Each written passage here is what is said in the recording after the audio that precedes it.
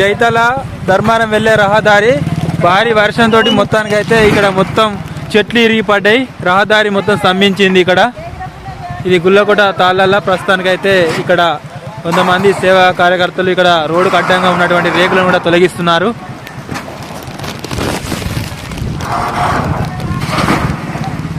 ఇది జైతాల ధర్మారం వెళ్లే రహదారి మొత్తం ఈ వర్షానికి గాలి వానకు అయితే మొత్తానికైతే స్తంభించింది. రహదారి రాకపోకలకు అంతరాయం ఏర్పడ్డది. ఇటు వచ్చే ప్రయాణికులు కొంచెం గమనించగలరు. ఇక ఇది పరిస్థితి చూడండి. ఇది ఇక్కడైతే పెద్ద చెట్టు అయితే తిరిగి పడ్డది. ఇక్కడ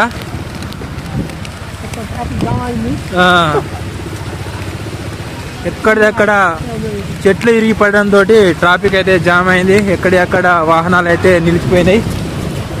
ఈ వర్షం గెలిచిన తర్వాతనైతే ఇక్కడ తొలగించాలి చెట్లను. ఇక్కడ చూసుకున్నట్టయితే ఇక్కడ పెద్ద చెట్టు అయితే పడ్డది. ఎక్కడి బస్సులు అక్కడ నిలిచిపోయినాయి. ఇక్కడ రహదారికి ఎక్కడెక్కడ పడిపోయినాయి. వీళ్ళకి ఇన్ఫర్మేషన్ అయితే ఇవ్వడం జరిగింది. ఇప్పుడు ఇదే జైతాల ధర్మారం వెళ్ళే రహదారి. ఇక్కడ చూసుకున్నట్టయితే పెద్ద పెద్ద వైర్లే రేకులు. ఇది మొత్తం చెర్లపల్లె బస్ స్టాండ్. ఇది ఇక్కడ కూడా చెట్టు ఇరిగి పడ్డది.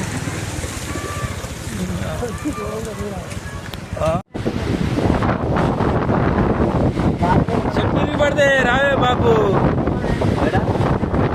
ఏమానా ఈ వానకు మీకు తిప్పలు నేనే. వాన కొద్దిగా చూసుకొని రావాలి. చెట్లకి గౌన్లో అంతా చూడ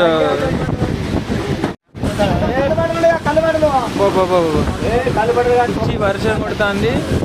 దిగులో కూడా తాళ్ళల్లా ఇక్కడ మర్రి చెట్టు కింద మేము అందరం ఇక్కడనే చిక్కుకోవాల్సి వచ్చింది పరిస్థితి. ఇట్లానే ఇరిగి పడుతున్నాయి.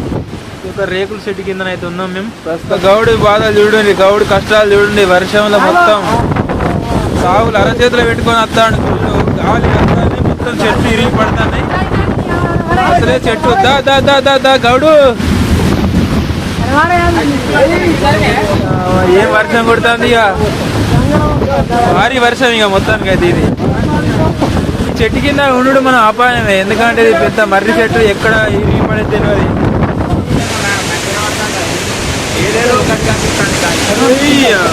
ఏం కొడుతుంది అది. పోలు ఇరుగుతాయి. ఈ పోలు ఇరిగేటట్టే ఉన్నాయి సిచ్యువేషన్.